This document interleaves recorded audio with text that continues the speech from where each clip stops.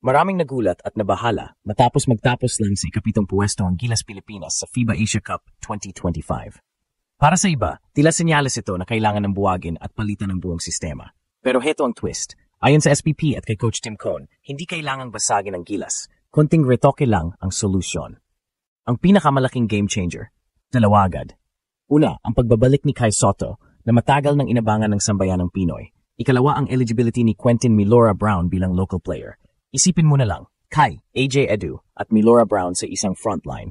Parang pader na mahirap pasukin at kombinasyon ng size at skill na kayang tumapat sa Australia at New Zealand. Dagdag pa dyan, nariyan pa rin ang matibay na core ng Gilas. Justin Brownlee, Dwight Ramos, Scotty Thompson, CJ Perez, AJ Edu at Junmar Fajardo. Hindi mawawala ang kanilang chemistry at puso, kaya't imbes na muling magsimula sa simula, ang kailangan lang ay dagdag na shooters, versatile wings at mas malalim na bench. Kaya't huwag tayong mawala ng tiwala. Ang Gilas ay hindi basag, kundi isang team na nasa proseso ng mas matibay na rebisyon. Sa 2027 FIBA World Cup Asian Qualifiers, hindi lang tayo makikipagsabayan, handa tayong mangulat at muling iguhit ang kasaysayan ng Philippine basketball. Pagkatapos ng kampanya ng Gilas Pilipinas sa FIBA Asia Cup 2025, mabilis kumalat ang tanong, basag na ba ang Gilas? Kailangan na bang palitan ang lahat? Ang sagot ng SPP at coaching staff ni Coach Tim Cone ay malinaw, hindi kailangang gibayin ang buong bahay ng Gilas, kundi ayusin lang ang mga bitak at lagyan ng matitibay na haligi. Sa madaling salita, hindi basag ang Gilas, konting retoke lang ang kailangan para muling sumabog ang galing ng Pinoy basketball sa 2027 FIBA World Cup Asian Qualifiers. Kung titingnan ang nakaraang torneo, malinaw na hindi nagkulang sa puso ang Gilas. Sa kabila ng injuries, limitadong rotation at kulang na firepower sa ilang posisyon, nakipagsabayan pa rin sila laban sa malalakas na kalagayan ng New Zealand at Lebanon. Ang problema, consistency, outside shooting, at depensa laban sa malalaking frontline ng Oceania teams. Doon mismo papasok ang mga bagong piraso ng puzzle na posibleng magbago ng takbo ng Philippine basketball. Unang-una, ang pagbabalik ni Kai Sotto. Matagal nang iniintay ng fans na makita siyang muli sa national team matapos ang injury na nagpalayo sa kanya sa Asia Cup.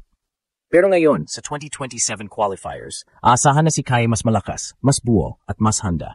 Ang kanyang 7-foot frame, improved footwork, at post presence ay eksaktong kailangan ng Gilas para makipagsabayan sa mga higanteng Australian at Kiwi.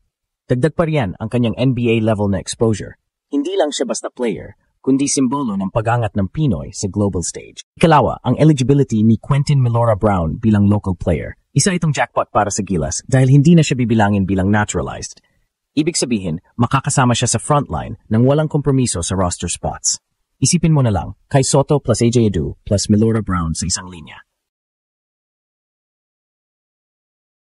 Laban kung laban, isang kombinasyon ng tangkad, depensa at versatility na kayang pumigil sa kahit sinong kalaban. Parang may tatlong twin towers sa isang koponan. Pero hindi dito nagtatapos ang core ng Gilas. Nariyan pa rin si Justin Brownlee, ang never-aging warrior na nagbibigay puso at clutch moments para sa Pilipinas. May Dwight Ramos para sa depensa at playmaking, Scotty Thompson na ultimate glue guy, CJ Perez na scorer at Junmar Fajardo na kahit papaano patuloy na nagbibigay presence sa ilalim. Ang tanong lang ngayon, paano madadagdagan na mas matibay na shooters at versatile wings ang grupong ito? Kung tutuusin, hindi na kailangang palitan ang buong sistema. Ang kailangan lang ay konting retok, dagdag shooting, mas fluid na ball movement at mas malalim na bench. Ang foundation ay nandiyan na, at kung makumpleto ang rotation na ito, siguradong mas magiging handa ang Gilas na sumabak sa 2027 qualifiers at patunayan na hindi pa tapos ang laban ng Pinoy basketball. Kaya sa lahat ng nagsasabing tapos na ang Gilas, mali kayo. Ang totoo, nagsisimula pa lang ang bagong kabanata. At sa tamang teaming, tamang piraso at tamang adjustments, handa tayong muling gumulat sa buong mundo. Kung babalikan natin ang kasaysayan ng Gilas Pilipinas, madalas nating marinig ang parehong reklamo. Kulang sa oras ang ensayo, palaging kulang sa chemistry, at laging nagkakaroon ng matinding pagbabago sa lineup bago magsimula ang mga malalaking torneo. Pero ngayong 2027 World Cup Qualifiers, tila natuto na ang SPP at si Coach Tim Cone sa mga pagkakamali ng nakaraan. Imbes na basagin ang core at muling mag-assemble ng panibagong team, pinili nilang panatilihin ang pundasyon ng Gilas at magdagdag lamang ng ilang bagong piraso para mas maging matatag. Sa totoo lang, malaking bagay ang pagpapatuloy. Kung titignan natin ang mga powerhouse teams tulad ng Australia at New Zealand, hindi sila kada taon nagpapalit ng halos buong lineup. Ang ginagawa nila, kinukultiba ang chemistry, pinibigyan ng oras ang sistema, at nagdadagdag lang ng mga bata o bagong talento kapag handa na. Ito rin mismo ang gustong gawin ng Gilas ngayon at malinaw na ito ang tamang direksyon kung gusto nating makipagsabayan sa pinakamalakas. Isa sa mga highlight ng adjustment ay ang pagbabalik ni Kai Sotto mula sa injury na siguradong magbibigay ng taas at depensa sa ilalim. Kasama niya ang kapwa Twin Tower na si AJ Edu na unti-unting nagiging haligi ng depensa ng Gilas.